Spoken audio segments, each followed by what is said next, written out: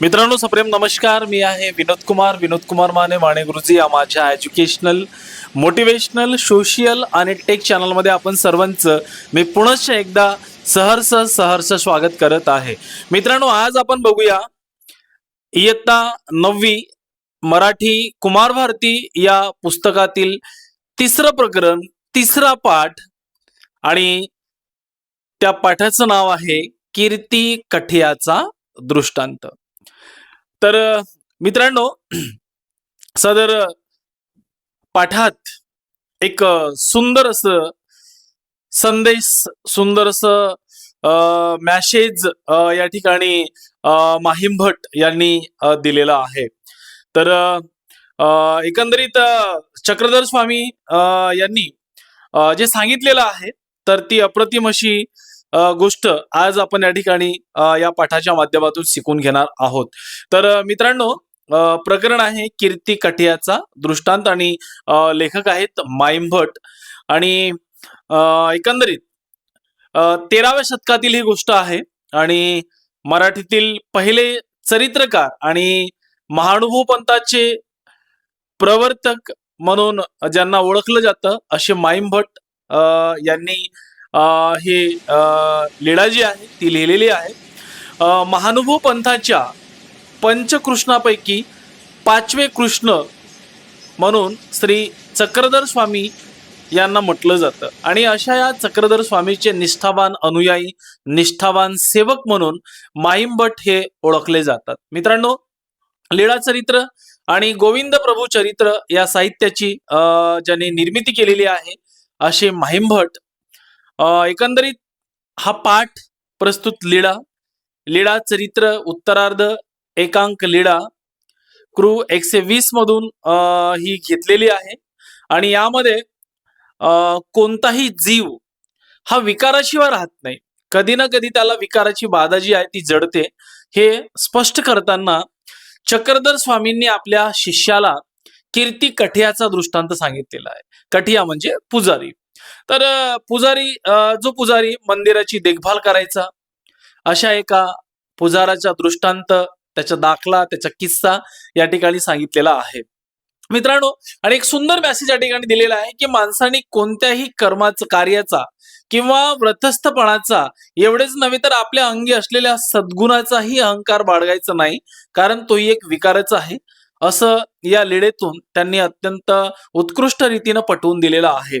चला तर मी या ठिकाणी गुगल नोटबुक LM वरती एक सुंदर असं संवादात्मक पॉडकास्ट या पाठाच्या अनुषंगाने विद्यार्थ्यांसाठी मी तयार केलेला आहे. विद्यार्थी मित्रांनो, नक्कीच तुम्हाला या पाठातून काय सांगितलेलं आहे, कोणता संदेश दिलेला आहे ते नक्कीच तुम्हाला कळेल. आणि लक्ष देऊन ऐका, मी पॉडकास्टच्या रूपामध्ये गुगल नोटबुक LLM वरती हा तयार केलेला आहे. आणि चला तर मग बघूया या आजच्या आपण पॉडकास्टला. नमस्कार. आज आपण एका खूप जुन्या पण महत्वाच्या मराठी ग्रंथाबद्दल बोलणार आहोत. हो, नक्कीच. 13व्या शतकातला ग्रंथ आहे हा, माहीम भटांनी लिहिलेला लीळा चरित्र. बरोबर. मराठीतला पहिला चरित्र ग्रंथ. अगदी. आणि यात चक्रधर स्वामींच्या आठवण्या आहेत. आपण आज त्यातल्या एका विशिष्ट भागावर, म्हणजे कीर्ती कठियाचा दृष्टांत, यावर जरा सखोल चर्चा करूया.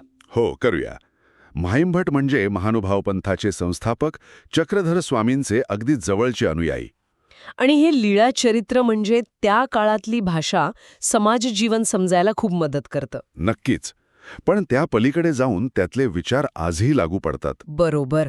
आजचा आपला उद्देश हाच आहे की स्वामींनी कसं अगदी साधेपणातून सांगितलंय की अहंकार, म्हणजे अगदी चांगल्या गोष्टीचा सुद्धा अहंकार, हा एक दोष कसा असू शकतो. हो, आणि हा प्रसंग घडलाय डोमग्राम नावाच्या गावात. अच्छा. सकाळची वेळ होती, थंडी पडलेली होती आणि स्वामी आणि त्यांचे शिष्य काहीतरी माती काम करत होते. म्हणजे थंडीमुळे जरा काम करणं कठीणच असणार, नाही का? हो, अगदी. अनेकांना ते जड जात होतं, पण एक शिष्य होते, नागदेव म्हणून. ते मात्र खूप उत्साहाने काम करत होते. अच्छा, मग त्यांना नाथोबा नावाच्या एका व्यक्तीने विचारलं, नागदेया, तू कैसा काही हिवशी ना?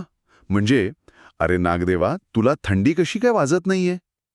आणि यावर नागदेवांचं उत्तर काय होतं? ते म्हणाले, आम्ही वैरागीय काईशिया हिवूह. म्हणजे आम्ही वैराग्य घेतलेले लोक आहोत, आम्हाला कसली आलीये थंडी? अरे बापरे, म्हणजे थोडासा अभिमान आलाच तिथे वैराग्याचा. अगदी तोच मुद्दा. आणि हे ऐकूनच सर्वज्ञ चक्रधर स्वामींनी टिप्पणी केली. काय म्हणाले स्वामी? ते म्हणाले, वानरे या पोरा जीवासी वैराग्य मिरवू आवडे, हाही एकू विकारूची की गा.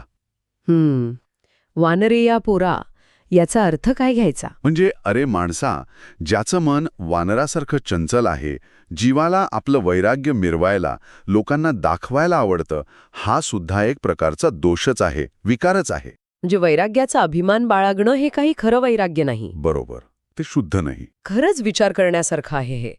म्हणजे आपण एखादी चांगली गोष्ट केली किंवा एखादा गुण मिळवला तर त्याचा अभिमान वाटणं साहजिक नाही का? वाटतं तर, पण स्वामी म्हणतात की ती स्वाभाविकता कुठे संपते आणि तो विकार कुठे सुरू होतो हे महत्वाचं आहे. मग नागदेवांनी काय विचारलं पुढे? नागदेवांनी विचारलं, जीजी निर्विकार तो कोण? म्हणजे महाराज, मग जगात असा कोण आहे जो पूर्णपणे विकाररहित आहे, दोषरहित आहे? बरोबर, साहजिक प्रश्न आहे. त्यावर स्वामी म्हणाले, वाणिरया पोर जीव विकारा वेगाळ कवेळाही झालाची नाही, मा तू काही वेगळा अससी. म्हणजे अरे, सामान्य माणूस कधीच विकारांपासून, दोषांपासून पूर्णपणे वेगळा नसतो, कधीच नाही. मग तू कसा वेगळा असणार? म्हणजे उणीवा, दोष हे माणसाच्या स्वभावात असतातच. हो, ते असतातच. आणि हेच सोपं करून सांगायला स्वामींनी एक गोष्ट सांगितली, कीर्ती कठियाचा दृष्टांत. अच्छा, ती गोष्ट काय आहे? एक कठिया होता, म्हणजे मंदिराची देखभाल करणारा, सफाई करणारा. हो. तो देवळाजवळची जागा, भोगस्थान रोज झाडायचा, सडा टाकायचा, साफसफाई करायचा. त्याचं काम होतं ते. हो, तर त्याचं ते काम बघून गावचे लोक त्याचं कौतुक करायचे, म्हणायचे, कठिये हो, नीके करीत असा, बर्वे करीत असा. म्हणजे अरे कठिया, तू खूप छान काम करतोस बाबा, चांगलं काम करतोस. अगदी. आता गंमत बघ, हे कौतुक ऐकून त्या कठियाला काय झालं? त्याला हुरूप आला. अच्छा. तो रोज अजून जास्त चांगलं काम करायला लागला. कदाचित थोडं लोकांना दाखवण्यासाठी जास्त करायला लागला. लीळाचरित्रात म्हटले, दिसवडीचा दिसवडी हात हात चढवीये. म्हणजे रोज अधिकाधिक चांगलं. हो, आणि त्याला त्या लोकांकडून मिळणाऱ्या प्रशंसेची, त्या कीर्तीची सवय लागली, चटक लागली म्हणूया हवं तर. अरे देवा, म्हणजे मूळ कामापेक्षा कौतुकाची ओढ जास्त लागली. बरोबर. आजकालच्या भाषेत जसं लाईक्स किंवा व्हॅलिडेशन म्हणतात ना, तसंच काहीसं. मूळ हेतू मागे पडला. मग पुढे काय झालं गोष्टीत? मी त्या गोष्टीचा शेवट सांगितला. ते म्हणाले, तयासी देवता आपुले फळ नेदी, तयासी कीर्तीचेची फळ झाले. याचा अर्थ काय? म्हणजे त्या कठियाला त्याच्या कामाचं जे खरं फळ मिळायला हवं होतं, देवाची कृपा किंवा पुण्य, ते मिळालं नाही. नाही मिळालं. नाही, त्याला फळ मिळालं ते फक्त लोकांकडून मिळालेल्या कौतुकाचं, त्या कीर्तीचं. म्हणजे जे हवं होतं कीर्ती तेच मिळालं, बरोबर. पण आध्यात्मिक लाभ नाही झाला. अगदी बरोबर. कारण त्याचा उद्देश बदलला होता. काम देवासाठी नव्हतं, ते लोकांसाठी, कौतुकासाठी झालं होतं. आणि हाच कीर्तीचा हवयास एक विकार बनला. आणि स्वामींनी हा दृष्टांत मग नागदेवांच्या वैराग्याच्या अभिमानाशी जोडला असेल. हो, नक्कीच. जसं त्या कठियाच्या सेवेचं फळ फक्त कीर्ती ठरलं, तसंच वैराग्य असूनही जर मी वैराग्य आहे हा अभिमान मनात असेल, तर ते वैराग्य खरं फळ देत नाही. कारण त्यात मोठेपणाचा, लोकांकडून मान्यता मिळवण्याचा विकार मिसळलेला असतो. बरोबर. तो सूक्ष्म अहंकार आड येतो. म्हणजे बघा, किती महत्वाची गोष्ट कळते यातून. कोणतंही चांगलं काम असो, सेवा असो, वैराग्य असो, किंवा कोणतेही सत्कृत्य, हो, त्यात जर अहंकाराची किंवा लोक काय म्हणतील, कौतुक करतील, ही भावना आली, की त्याचं मूळचं जे सत्व आहे ते कमी होतं. खरी निष्ठा किंवा खरं वैराग्य म्हणजे कसलंही प्रदर्शन नाही, कशाची अपेक्षा नाही, अगदी. सहज आतून आलेलं. पण मग इथे एक विचार मनात येतोच, कोणता? की जर चांगल्या गुणांचा अभिमान बाळगणं हा सुद्धा एक सूक्ष्म दोष असेल, तर आपण आपल्या चांगल्या कामांमागचे हेतू कसे तपासायचे? हा कठीण प्रश्न आहे. हो ना, म्हणजे आपण खरंच निस्वार्थपणे करतोय की कळत नकळत स्वतःला किंवा इतरांना काहीतरी दाखवण्यासाठी करतोय? ही रेषा खूप पुसट असू शकते खरंच. तीच तर गंमत आहे. खरी निस्वार्थी भावना कुठे संपते आणि मान्यतेची अपेक्षा कुठे सुरू होते, याचा विचार प्रत्येकाने करायला हवा, नाही का? अगदी. खूप विचार करण्यासारखा मुद्दा आहे हा. मित्रांनो, कसं वाटलं संवादात्मक पॉडकास्ट? आपलं अभिप्राय नक्कीच कळवा.